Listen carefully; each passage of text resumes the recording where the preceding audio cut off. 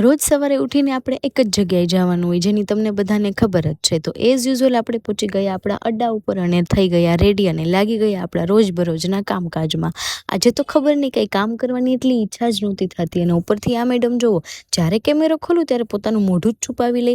અરે બહેન, મત છુપા આપના મુંહ, ઇતના ભી બુરા નહીં હે તેરા મુંહ. અમે બે ભેગા હોય એટલે અમારું કામકાજ તો સાઈડમાં રહી જાય પણ અમારું ખીખી ખાખા વધી જાય.